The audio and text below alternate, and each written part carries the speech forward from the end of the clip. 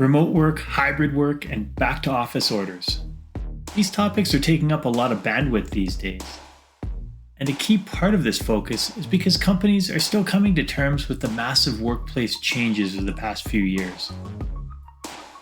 This has led to a mental health epidemic that doesn't seem to be going away, one that's causing rising levels of stress and burnout in the workplace.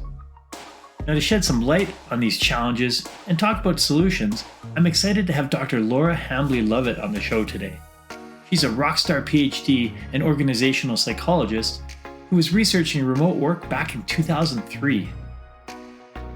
Now, as an organizational psychologist and expert on workplace psychology, Dr. Laura has a specialty on the future of work and career development. Her work passion is creating cultures where people stay and thrive so that companies can attract top talent.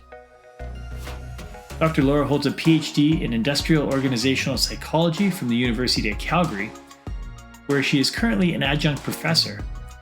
She also received the Canadian Women of Inspiration Award as a global influencer in 2018. Welcome to the Working Well podcast, the show that explores the rapidly changing landscape of work and well-being. Each episode, we dive into the hottest topics in leadership, employee well-being, and the future of work. I'm your host, Tim Boris. Dr. Laura, great to have you on the show. Welcome to the Working Well podcast. Thank you so much, Tim. It's a pleasure to be here and working is what I'm all about as well. Exactly. I've been excited to have you on the show for a while, and we've got lots of topics to cover. We had discussed a number of different things, and I'm curious to hear your perspective on things like remote work and toxic workplaces and how those come into play and some of the changes that we've been facing over the past few years. Where do you want to start today? Wow, maybe some of the changes that we've been facing. So the bigger picture context that we're in, and then how that impacts people's lives and the ways they want to work and the leadership skills that are needed going forward. Absolutely. And that's a lot about what you do in your work as well. And even some of the research you pulled in. I know you're an adjunct professor at the university. What are the changes you're seeing over the past few years in employment in general, but particularly toxicity of workplaces? Sure. So essentially, I have specialized in remote and distributed work, so working apart from one another, teleworking, the human dynamics of all of that, the considerations from a leadership perspective, the considerations from a personality perspective, and how some people adjust really quickly to working remotely and other people struggle without that structure and routine of the office. But COVID changed everything in terms of almost everybody in some way, shape, or form was doing that or exposed to that with their loved ones and families, and pivoting to remote over the period of a number of weeks, essentially. And so it really turned things upside down in terms of people's experience of being able to work remotely, being able to have more flexibility in their lives. And we thought of it as researchers, we thought of it as, wow, this is like a huge pilot project. And this is actually being taken up in a widespread manner. And we have to spread the messages about what works and what doesn't and how to lead it and manage it. But the genie is out of the bottle. So that's one of the biggest things is now the genie's out of the bottle. People have experienced it. And the latest trend is there's a widespread there's a mix really going on. There's a mix of pulling everyone back into the office. So some companies are declaring that. Those are the ones that tend to make it into the media. And then there's a lot that are saying, no, we're going to continue along this line of flexibility and use it as a way to keep our organization healthy, to keep a strong culture, and to retain talent and attract new talent. Yeah, I'm definitely seeing a lot of those things as well. And let's just to clarify, you've been doing research on remote work way before it was cool to do. When did you start researching remote work? In 2003. Yeah. basically. Yeah. Yeah, so I did my doctoral research on that, and I did a really large study of teams that were communicating by video conference versus teams that were communicating by text-based chat, and then teams that were communicating face-to-face, and then how each team went about solving problems, communicating, and what leadership styles worked best for those different, we call them media, different communication media. And it was so funny because the video platform we used back in 2003 is similar to Zoom. It's everybody's in a square on the screen. And it was like, I have photos of that. It's really retro, but it's as if Zoom was a premonition back in those days. Yeah. And I think people forget that this wasn't anything new. There was a significant section of the population of the workforce that was working remotely, even people that traveled all the time. And in the fitness well-being side, we've had clients for 15 years that we've worked with remotely because they were traveling for work, and we would still do our coaching sessions with them, and we would do some over video, some over phone. It didn't really matter, just based on the circumstances of that person. And this isn't something new, but the volume of people going through it, as you said, was a huge social experiment.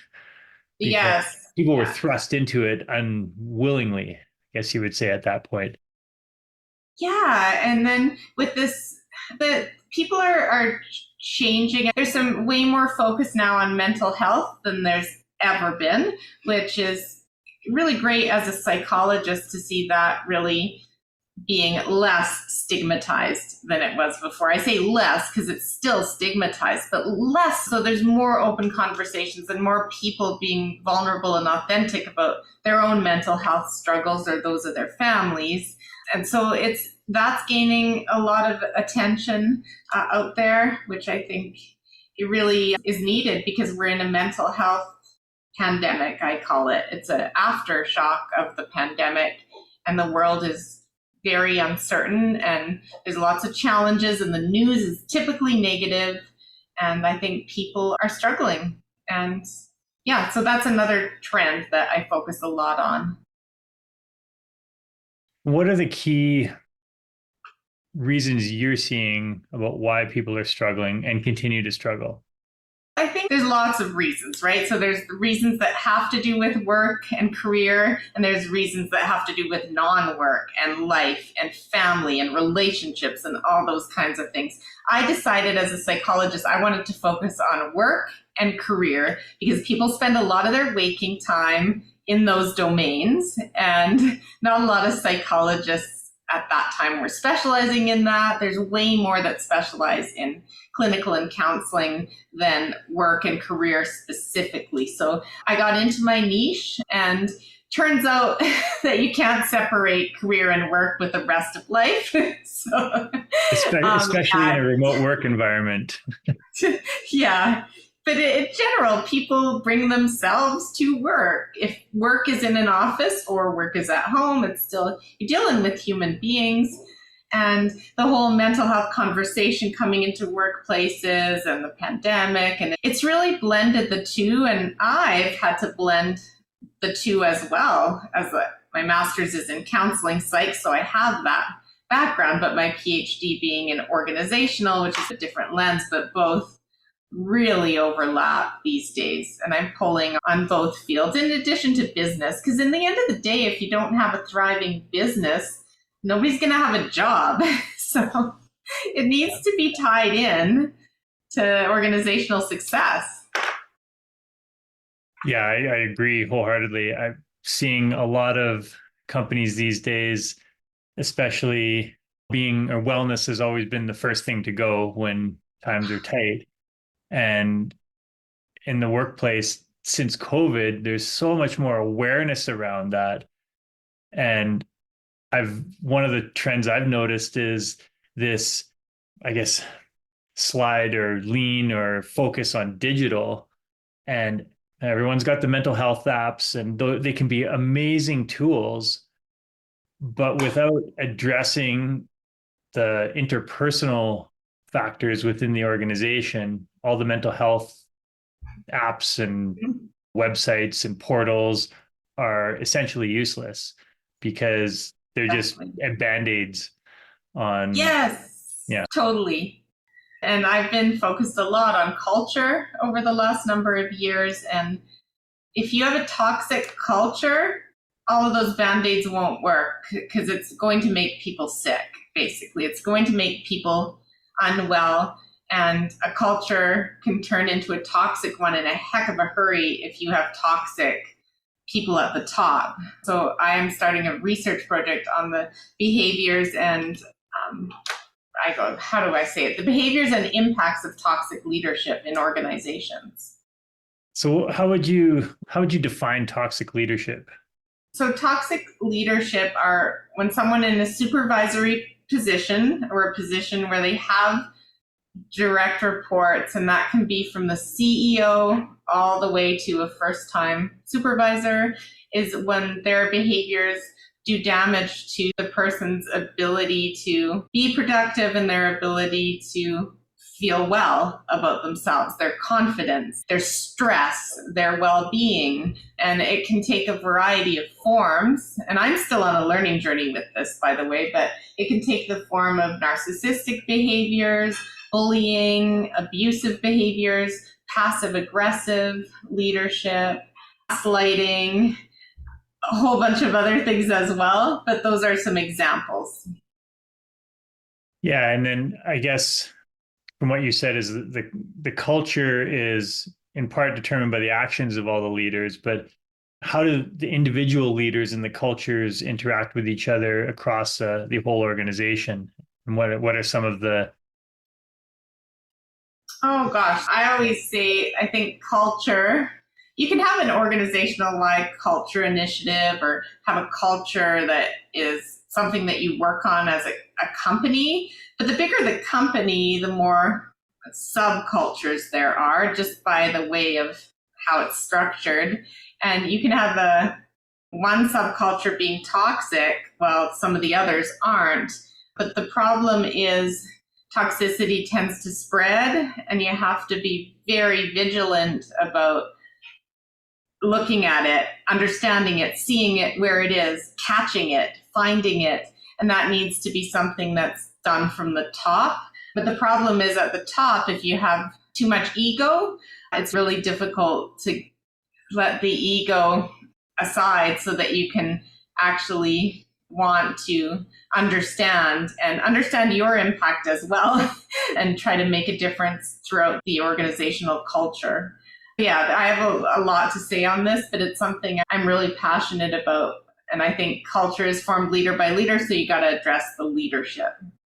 Yeah. And you made a good point about starting at the top. And it comes down to what are senior leaders willing to put up with? And the actions and behaviors, what gets rewarded, what gets ignored, what gets addressed directly. And we see, or at least I've seen in clients who worked with, a big disconnect between the marketed culture of the organization and the day-to-day reality. The super driven results at all costs leaders get rewarded financially, they get promoted. Yeah. And so it's looking at not just the what or the results, but looking at the how and the human impact. And there's no doubt about it that human impact, if you have toxicity, eventually it's going to harm your production and your success. It just may take a while, and yeah, it's really tricky. But it's a values-based thing. It's about what do you really value as a culture and an organization, and you shouldn't be putting up those values if they're not showing through in behaviors. And leaders are being held accountable, and people are being held accountable for honoring and living out those values. Otherwise, it does so much damage with the hypocrisy of all of that. Agreed. Yeah. And I've seen coaching clients come in and this is an event session about what their workplace is like and what their boss did today and what I guess the organizational or operational norms that are in place are not useful or functional, and they're creating this tension and stress in teams and departments because of what leaders are not addressing or what they're just not even noticing sometimes. And I think another trend is that young people, younger generations, are not wanting to put up with as much of the corporate BS as maybe the generations before, where for boomers, oh, it was a rite of passage. It was just the way it was done, right? And for my generation, Generation X, it was, yeah, we don't like it, but you don't want to risk your job or, right? But the younger generations are saying, you know what, I'll leave. I'll go to the next one if it doesn't align with my values and if it doesn't make sense and it's doesn't make sense for me to be in an office 40 hours a week and doing things on my computer that I could do half the time from home. That doesn't make sense. So I think that an organization has to be really careful about flexible work policies, because bringing everyone back to the office is a sign of a culture of distrust and a sign of a culture where presenteeism is key to performance. And I think those are really dangerous traits to have as a culture if you don't trust your people. And that's why you're bringing them back. And then they use the reason our culture is better if we're together. And I say, but do you need to be together 40 hours a week? Really? Are you making great use of that 40 hours? Every hour counts for collaboration and culture? Or are people on their computers a lot getting work done that they could have done other places? And you brought up 2 points there. One is trust, and we will dive into that for sure. And the other one was the presenteeism aspect. And that's something that's not addressed a lot in workplaces, and something that I've, over my career, tried to promote and really raise awareness of in organizations when we're consulting with them, is all the studies about how actually effective and productive people are throughout the day are stunningly low in terms of presenteeism. And there are lots of factors that contribute to that, as you said, external to work as well as internal. But it's 3.5 hours per day that people are actually directly focused and productive from some of the more recent studies that I've seen. And that is crazy. Yeah, it's definitely not 40 hours. Actually, talking to the gentleman, Andrew Barnes, who was one of the founders of the 4-day workweek global movement. And that's exactly what they find, is that people don't need to be employed for 5 days a week. They can do it in 4. And when they do it in 4, they're more productive on those 4 days in order to honor the flexibility of the 5th day in their lives. Do you know what I mean? You get as much done in the 4 days, and the data says that over. And I'm going to learn more about that. I'm going to read their latest data, but it's just what you say, Tim. It's that people are not productive 8 hours a day, 5 days a week, on average. And that's another factor that I've addressed in various programs we've run too, is that the whole mindset of leaders, and this comes back to the trust that you talked about, is you got to clock in at 9 o'clock and you clock out at 5. And whether you're actually using a physical punched clock, and no one uses that anymore, but there's the mindset of this 9 to 5. You show up and you do your work and you take your lunch break, maybe, and then you work till the end of the day. A lot of people, especially when we talk about neurodiversity, have trouble in that box. And by adapting and adjusting what we do and how we approach work, we're able to not only help people be happier, healthier, and thrive, but be more productive. They will get more work done in less time by structuring the workday in ways that help people improve their energy, improve their focus, improve collaboration and teamwork, and do all these things. And a lot of that doesn't have to do with being physically in the same office. Exactly. Yeah, So what, culture is not just the physical artifacts and the bumping into each other in the halls. And culture is so much more than that. It's how you rally around someone who's struggling, and it's how you serve a client who needs something from you, and how you make decisions, and how much autonomy and trust you have. That's all part of being in a culture. And yeah, I call BS on you need to be together 40 hours a week, unless you're on an assembly line where the thing that I'm doing goes to Tim and then it goes to the next person. Yeah, we need to be together for that. But yeah, I have news. Anything repetitive like that will be AI in the future. and from what we've talked about before and what I've seen from some of your work is talk a little bit more about the remote work and the hybrid, being able to still maintain an effective culture. What types of things need to happen for that to thrive, for people Well, to thrive in a remote or hybrid culture? yeah, so first of all, it's again, I think culture is team by team, right? So each team or unit or working unit might have different idiosyncrasies in the way that they do their work, in the way that they collaborate, in the coordination and handoff of things, etc. So if you think of a team of programmers compared to a team of salespeople, is very different.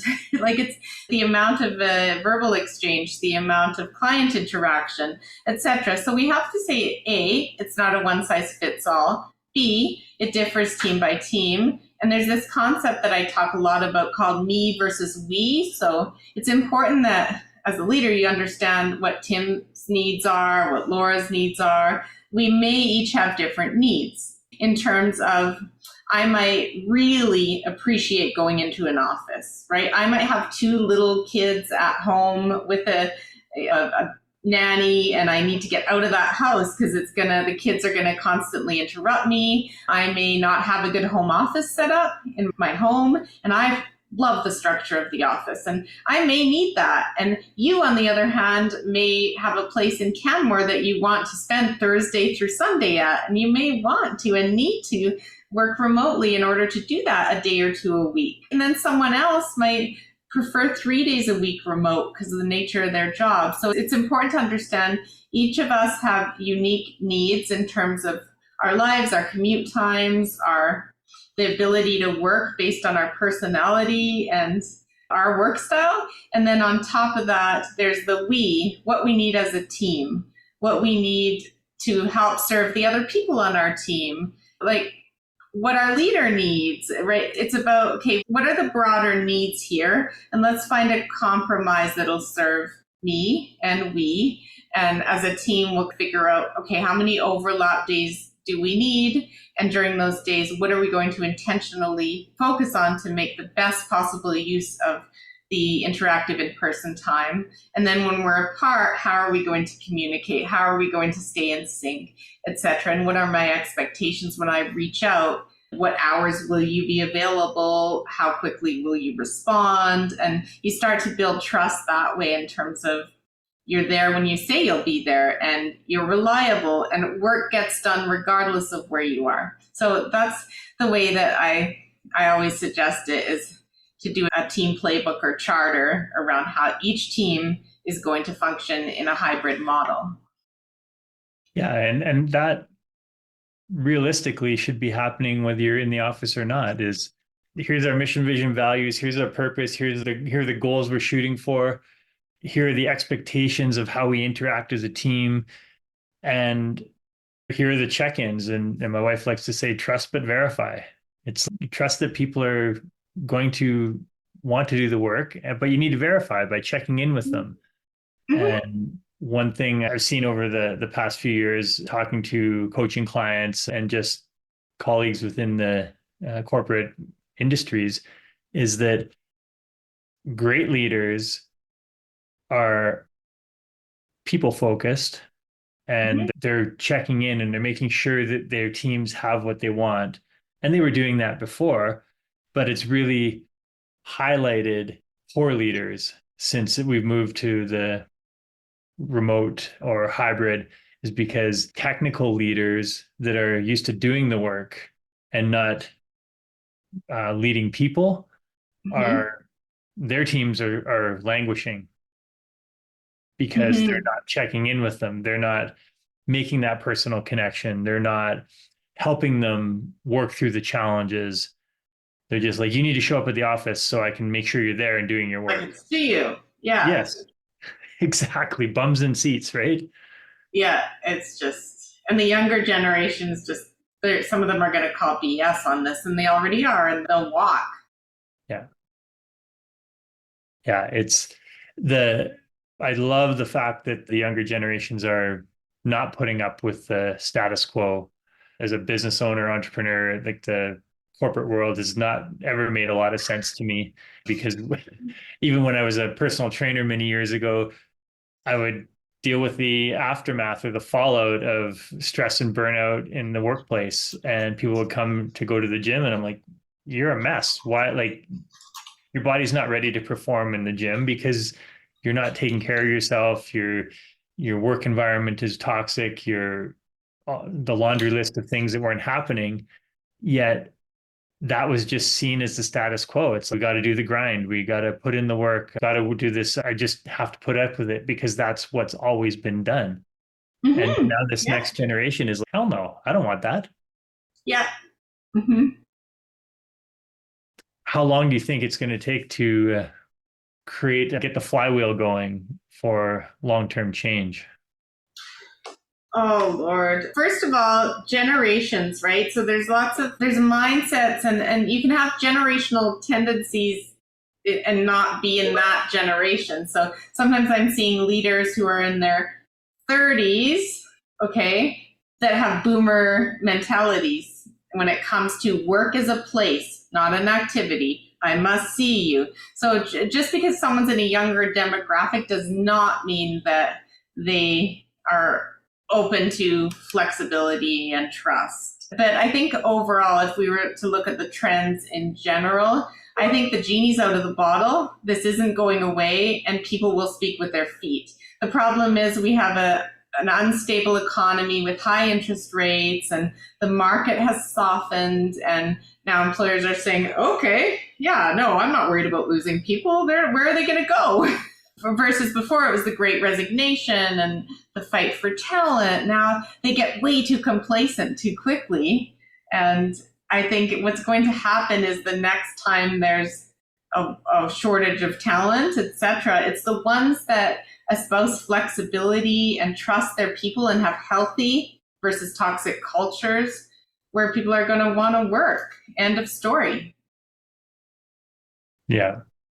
And we're already seeing some of that, but like you said, I think it will take quite a bit longer to really see the longer term impact of living into people and culture more than just flat out business results. The companies that focus on both are going to thrive long term.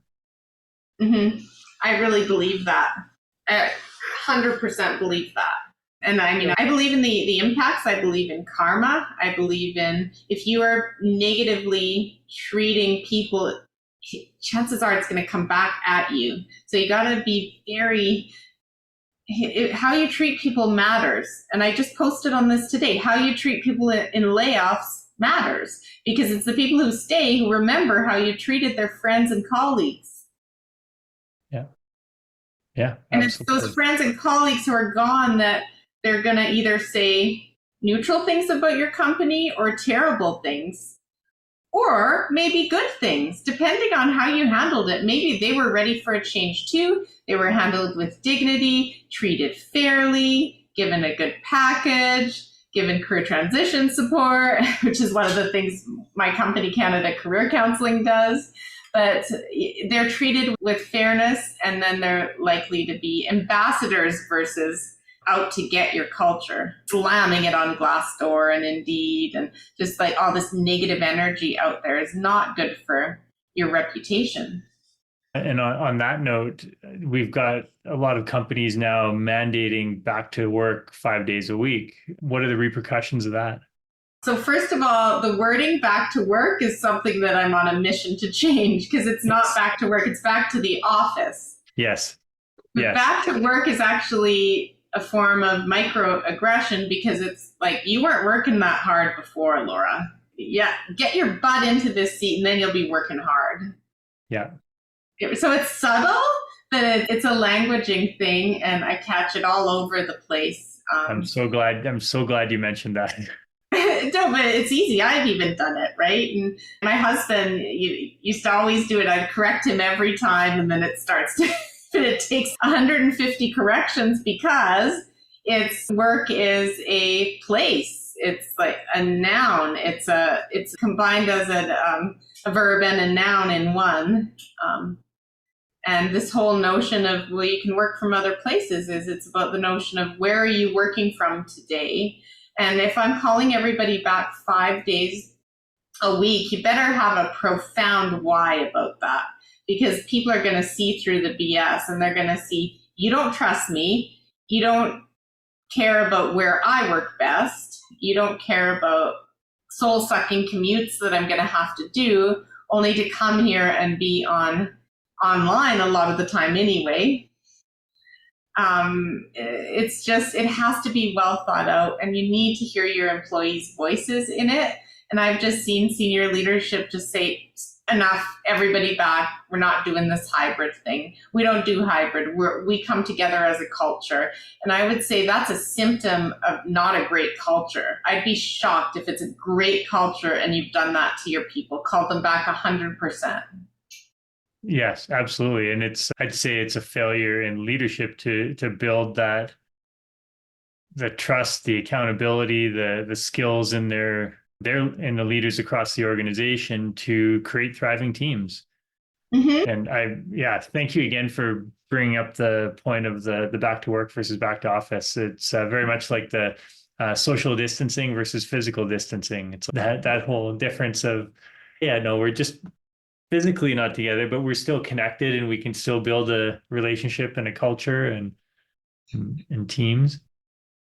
Exactly. So, yeah, Maybe like because I've done it my whole career. So when I finished my master's in 1999, I was on virtual teams and my team was in Calgary, Toronto, and New York. And then we got acquired by a global firm. So I had colleagues all over and I was used to communicating and collaborating from a distance. And I felt like I had some really good mentors. I had some really good colleagues. I had some colleagues that we developed great bonds before we even met in person. And I experienced all that. And anyone that says you can't have culture unless you're together every day, I'm like, well, that doesn't make sense to me. wholeheartedly. Yeah. I've had some great guests on the show that have built globally distributed teams and companies and are thriving. Mm-hmm. You can absolutely do it. And people say, oh, that's just like software. We're not a software or a tech company. And it's not just that. It's the mindset of leadership to put the work in to change their skill set and change their perspective on what it takes to build thriving teams and people. Exactly. And it's not a one size fits all. And it's not a one size fits all for a team. Every team is different. And again, like coming to the office every day, that if that works for you and your job, and great, right? Awesome. It just doesn't work for everyone. Yeah. And explain a bit about what your definition is of flexible work. Flexibility can be time. So you can have flexibility about your start time, your end time, that sort of thing. Time is one metric, and then location is another metric. So you're flexible to work, and usually it's from home, but you're flexible to work from home, your recreational property, a coffee shop, if you focus well in that way, who knows? There's security issues and stuff to play into all of this, of course. But there's the flexibility is about time and location primarily. Mm-hmm. And how does that relate to mental health? What are the stats showing or studies showing?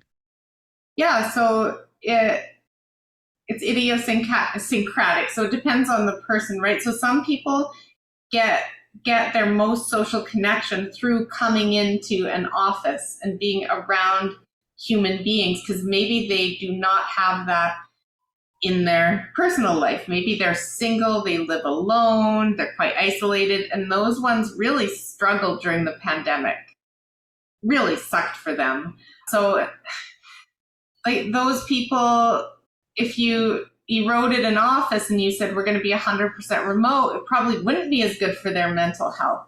On the flip side of it is some people who have social anxiety or different forms of anxiety, they're sensitive, they're a highly sensitive person, or they're neurodivergent, right? Certain forms of neurodivergence and neurodiversity do better from a home location.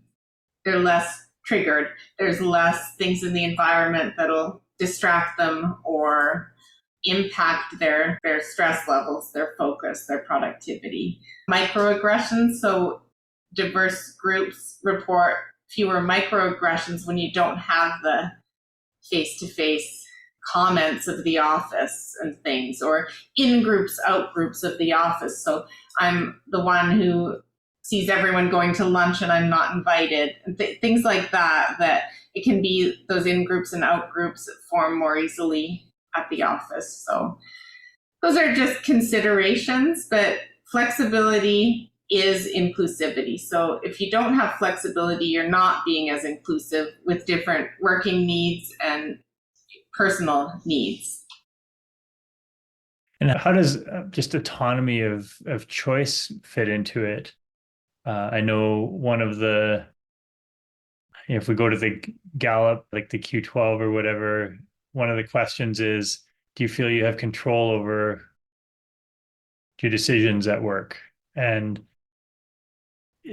how would flexibility fit into that? If people can choose whether to come into the office or not. I know that's another form of autonomy, but what are you seeing in that area? It's a huge form of autonomy. And one of the reasons people are resisting this call back and herd the cattle back to the office, I call it, is because they are losing their autonomy and they're losing the choice. And when you take away choice from people that had the choice, it's not a good thing. It's like the gift of flexibility is a gift and you're taking it away. It's almost like saying to someone, you're going to get a bonus and then you're not going to get a bonus, right? So it changes the conditions of your work agreement, whether it's a paper agreement or a psychological contract, where you came onto this company because they did have flexible work and they did trust me to work 2 days from home, and now they're trusting me to work 0 days from home. So my choice is taken away. That's a real problem for human motivation and commitment. And I know we've got to be conscious of our time today, and this could be a whole other podcast episode on its own, but open Pandora's box by saying, how does that lead into the stress burnout equation? I honestly think pivoting back to a full-time in the office scenario impacts people's stress, and it is a condition in a workplace that can contribute to burnout in some people, depending on a whole number of factors. But it definitely works against wellness overall. It works against wellness overall.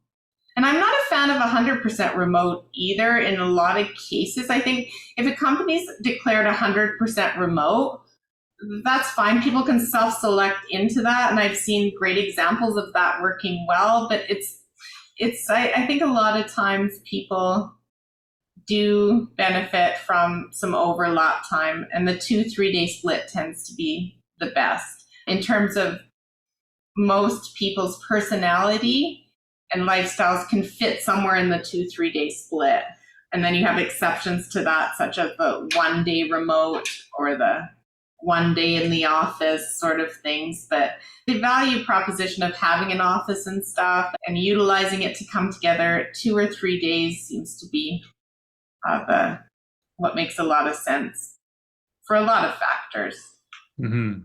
Well, and I know some of the globally or nationally distributed remote first workplaces will use the like every quarter or something, or a couple times a quarter, they'll bring everyone together in one spot and have more of a collaboration. And it can look like a lot of different things. It could be a planning day, a strategic day, or all kinds of different, I've seen lots of different options for that, but it brings people physically into one spot, almost like mini conferences once or twice a quarter. And uh, people have said it works really well. And then the rest of the time they're just connecting remotely. And yeah, so I'm seeing that. And a lot of the local companies wouldn't necessarily have to go to that means, but borrowing some of those strategies can work depending on, again, how you set the expectations. What's the psychological or even written contract that we have with people, and how are we living into that and helping people thrive? Exactly. Yeah, there's a lot of work to be done in leadership in general, I would say. When you think of some of the best leaders that you've ever worked for, they're not that many, right? There's a lot more stories people have of difficult leaders than great ones, which is why I'm really driven to do this toxic leadership research, to see the current state of toxic leadership post-pandemic and a lot of negative news in the media and all this going on. I'm curious about how toxic leadership is playing out. And my hypothesis is that it is a major contributor to mental health for people and to burnout.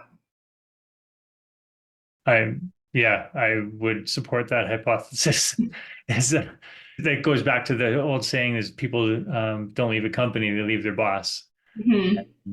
Yeah. When we look at the number one cause of stress in the workplace, it's usually conflict with their leader.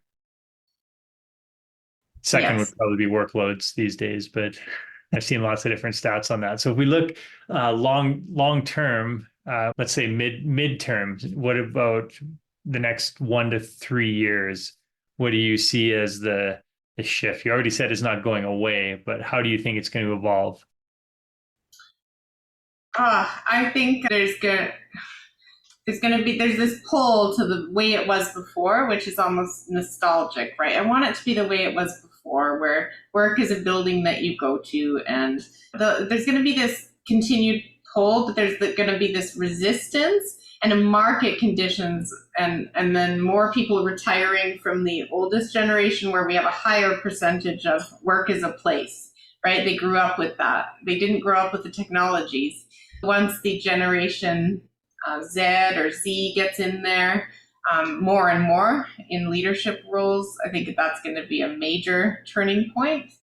But I think the road is paved now for organizations are going to use this, and they're going to stake their claim in terms of, I'm a flexible organization, or I'm an organization where work is a place. And then people will self-select in and out, or they'll leave the organizations that aren't a fit. And employers of choice, the ones who win the awards, like Best Employer in Canada and stuff, they'll tend to be ones that embrace flexibility and are human-centric in their approaches and more mature when it comes to talent, people treating talent well and developing people and supporting people as human beings. Yeah, it comes down to marketing, right? Who's your target market? What's your company about? And I've had conversations with senior leaders where I've said, hey, if you want to run a sweatshop, like literally, that's okay. I might not agree with it, but if that's what you envision, market the crap out of that.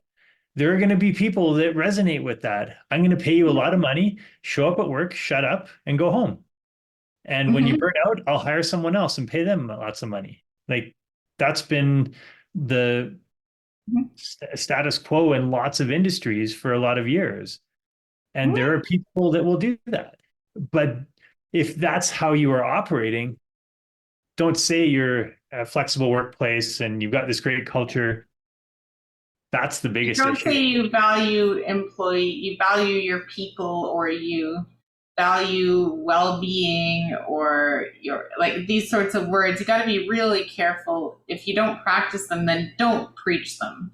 Because, yeah, walls don't hold up values. Leaders do. And the leaders need to be living out these values. And and the CEO or the chair of the board of directors, they need to have the courage to understand, act on, and address toxic leadership from the top down. Yeah. And the problem is, if they're the problem, then they're not gonna. No way. Exactly.